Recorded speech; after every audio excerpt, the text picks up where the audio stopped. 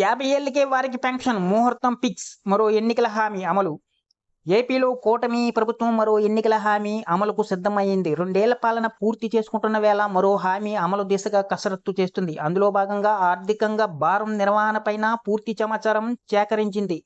కూటమి అధికారంలోకి వస్తే బీసీ, ఎస్సీ, ఎస్టీ వర్గాలకు 50 ఏళ్లు నిండిన వారికి పెన్షన్లు అందిస్తామని హామీ ఇచ్చింది. ఇప్పుడు ఈ హామీ అమలు దిశగా నిర్ణయం తీసుకుంది. వచ్చే కేబినెట్ భేటీలో అధికారికంగా ఆమోదముద్ర చేసేందుకు రంగం సిద్ధమైంది. ఈ వీడియోని ఎక్కడ స్కిప్ చేయకుండా పూర్తి వరకు చూడండి. లేకపోతే మీకు పూర్తి సమాచారం అందదు. ఎవరైనా కొత్తగా ఈ వీడియో చూస్తున్నట్లయితే మా ఛానల్‌ని సబ్స్క్రైబ్ చేయడం మాత్రం మర్చిపోకండి. ఇక వివరాల్లోకెళ్తే ఏపీ ప్రభుత్వం మరో ఎన్నికల హామీ అమలుపైన నిర్ణయం తీసుకుంది. కొత్తగా 15 లక్షల పింఛన్లను మంజూరు చేయాలని ప్రభుత్వం నిర్ణయించింది. 60 ఏళ్లు నిండిన వారికి వృద్ధాప్యం పెన్షన్లు మంజూరు చేయడంతో పాటు బీసీ, ఎస్సీ, ఎస్టీలకు 50 ఏళ్లకే పెన్షన్ ఇస్తామని గత ఎన్నికల్లో కూటమి నేతలు హామీ ఇచ్చారు. ఇప్పుడు ఆ హామీ అమలుపై తుది కసరత్తు జరుగుతుంది. ఇప్పటికే రాష్ట్రంలో 62.47 లక్షల మంది సుమారు 28 రకాల పెన్షన్లు అందుకుంటూ ఉన్నారు. కొత్తగా చేరే లబ్ధిదారులతో కలిపి ఈ సంఖ్య 77 లక్షలకు చేరనుంది. కూటమి ప్రభుత్వంలో ప్రతి నెల పెన్షన్ల కోసం కేటాయిస్తూ ఉన్నారు.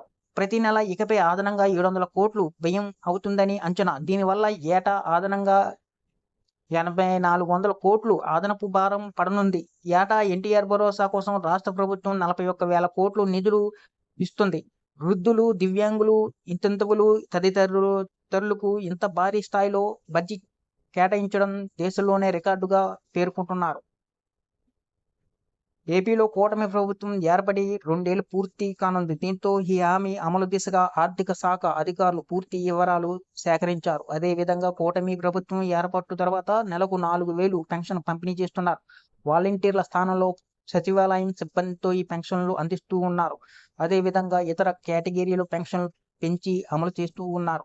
ఇప్పుడు ఎన్నికల హామీ అమల్లో భాగంగా బీసీ, ఎస్సీ, ఎస్టీ వర్గాల్లో 50 ఏళ్లు నిండిన వారికి పెన్షన్లు మంజూరు చేయనున్నారు.